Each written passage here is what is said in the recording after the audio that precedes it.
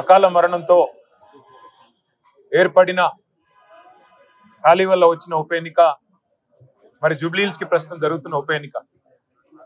గోపీనాథ్ గారు 3 సార్లు శాసనసభ్యుడిగా జూబ్లీహిల్స్ నియోజకవర్గంలోని పేదలకి, జూబ్లీహిల్స్ నియోజకవర్గంలోని ప్రతి వర్గానికి విశేషమైన సేవలు అందించిన నాయకుడు.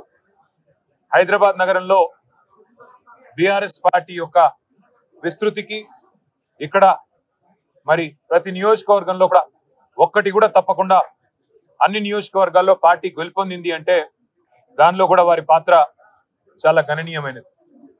ఇవాళ మా కుటుంబంలో, మా బీఆర్ఎస్ కుటుంబంలో ఒకడైన గోపీనాథ్ గారి మరణంతో ఆ కుటుంబం బాధపడుతుంటే ఆ కుటుంబానికి ధైర్యంగా అండగా నిలబడాలనే ఉద్దేశంతో పెద్దలు మా పార్టీ అధ్యక్షులు, తెలంగాణ తొలి ముఖ్యమంత్రి కేసీఆర్ గారు గోపీనాథ్ గారి సతీమణి శ్రీమతి మాగంటి సునీత గోపీనాథ్ గారికి మళ్ళీ టికెట్ కేటాయించి వారి గెలుపు కోసం ఇవాళ దాదాపు రాష్ట్రంలోని ముఖ్యమైన నాయకులందరినీ కూడా జూబ్లీహిల్స్ లో పనిచేయాలని చెప్పి ఆదేశించడం కూడా జరిగింది.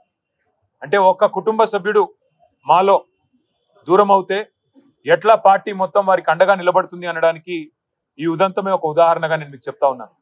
ఇవాళ మాగంటి సునీత గోపీనాథ్ గారు, ఆమె ఒక వ్యక్తిగా కాదు, పార్టీగా ఈ ఎన్నికను మేము ఎదుర్కోబోతా ఉన్నాం. ఈ ఎన్నిక జరుగుతున్నది కూడా వ్యక్తుల మధ్యన కాదు. ఈ ఎన్నిక జరుగుతున్నది 10 ఏళ్ల అభివృద్ధికి 2 ఏళ్ల అరాచకానికి మధ్యన జరుగుతున్న ఎన్నిక. 10 ఏళ్ల పారదర్శక పాలనకు ఈ 2 ఏళ్లుగా జరుగుతున్న అవినీతి పాలనకు మధ్యన జరుగుతున్న ఎన్నిక.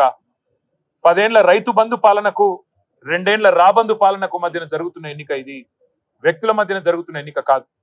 మేము జూబ్లీహిల్స్ నియోజకవర్గ ప్రజలకు కూడా మాగంటి సునీత గోపీనాథ్ గారిని గెలిపించాలని అభ్యర్థిస్తూ, వారి గెలుపు వల్ల మీకు రాబోయేది ఏంటిది అంటే, కాంగ్రెస్ ఇచ్చిన 6 గ్యారంటీలు మీరు జూబ్లీహిల్స్ లో గట్టిగా కాంగ్రెస్ పార్టీకి దిమ్మ తిరిగే విధంగా మీరు తీర్పునిస్తే తప్పకుండా రాష్ట్రం మొత్తంలో కూడా పేదలకి న్యాయం జరుగుతుంది, పేదలకు లాభం జరుగుతుంది.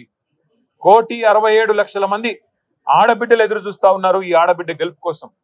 ఆ 1,67,00,000 మంది ఆడబిడ్డలు నెలకు 2,500 రూపాయలు ఏదైతే 100 రోజుల్లో ఇస్తామని చెప్పారో 2 ఏళ్లు గడిచినా ఇయ్యకపోతే వారందరూ కూడా అసహనంతో ఉన్నారు, కోపంతో ఉన్నారు.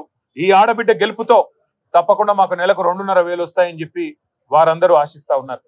వయసు మళ్ళిన పెద్దలు నెలకు 4,000 రూపాయలు వస్తాయని చెప్పి కాంగ్రెస్ పార్టీ ఇచ్చిన గ్యారంటీ కార్డును చూసి మోసపోయిన వాళ్ళు వారు ఈరోజు ఆశిస్తా ఉన్నారు. మాకు 4,000 పెన్షన్ రావాలి అంటే మాగంటి సునీత గోపీనాథ్ గెలవాలి, కేసీఆర్ గారు మళ్ళీ రావాలి అని చెప్పి వారు కోరుకుంటా ఉన్నారు. అట్లాగే 2 లక్షల ఉద్యోగాలు అని చెప్పి మోసపోయిన మా తమ్ముళ్ళు, మా చెల్లెళ్ళు కోరుకుంటా ఉన్నారు. ఇవాళ మన అభ్యర్థి మాగంటి సునీత గోపీనాథ్ గారి గెలుపుతో కాంగ్రెస్ కు కనువిప్పు కలుగుతుంది. కాంగ్రెస్ కు చెంపపెట్టు లాంటి తీర్పునిస్తేనే ఆ 2 లక్షల ఉద్యోగాలు మాకు వస్తాయని చెప్పి మా తమ్ముళ్ళు, చెల్లెళ్ళు భావిస్తా ఉన్నారు. ఆటో అన్నలు తిరగబడుతున్నారు. మాకు సంక్షేమ బోర్డు అన్నారు, నెలకు 1000 రూపాయలు అన్నారు, మా కడుపు మీద కొట్టారు ఈ కాంగ్రెస్ వాళ్ళని చెప్పి వాళ్ళ ఆటో అన్నలు ప్రార్థిస్తున్నారు.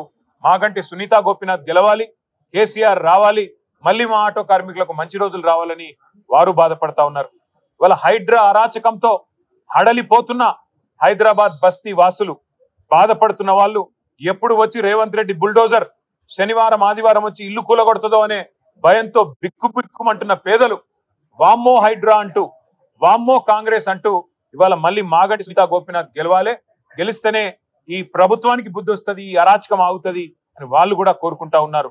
అట్లాగే హైదరాబాద్ లో నిలిచిపోయిన కేసీఆర్ కిట్లు, మూతపడుతున్న బస్తీ దవాఖానాలు, ఆగుతున్న 20,000 లీటర్ల నీళ్లు, ఫ్రీ వాటర్ ఆగిపోతా ఉంది, ఇవాళ మళ్ళీ బిల్లులు వస్తా ఉన్నాయి. ఇవన్నీ చూసిన తర్వాత హైదరాబాద్ నగర ప్రజలందరూ ఒకటే అనుకుంటా ఉన్నారు, ఈ 2 ఏళ్లలో ఒక్క ఇల్లు కట్టలేదు రేవంత్ రెడ్డి ప్రభుత్వం హైదరాబాద్ లో. కేసీఆర్ ఇచ్చిన 1,00,000 డబుల్ బెడ్రూమ్ ఇల్లు కనబడుతున్నాయి. కేసీఆర్ ఇచ్చిన 1,00,000 పట్టాలు జీవో నంబర్ 58, 59 కింద పేదలకు ఇంకా గుర్తున్నాయి.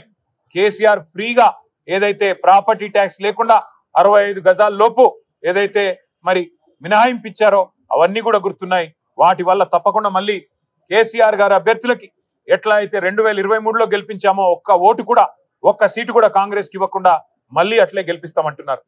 దోకా తిన్న మా మైనారిటీ అన్నదమ్ములు ఎవరైతే ఇవాళ మా ఎమ్మెల్యే లేడు, మాకు ఎమ్మెల్సీ లేడు, మాకు ఒక మంత్రి లేడు ఈ ప్రభుత్వంలో, మా గొంతు లేదు ఈ ప్రభుత్వంలో అని బాధపడుతున్నారో వారు తయారుగున్నారు. దోకా ఇచ్చిన కాంగ్రెస్ కు మోకా మీద దెబ్బ కొట్టడానికి వారు రెడీగా ఉన్నారు.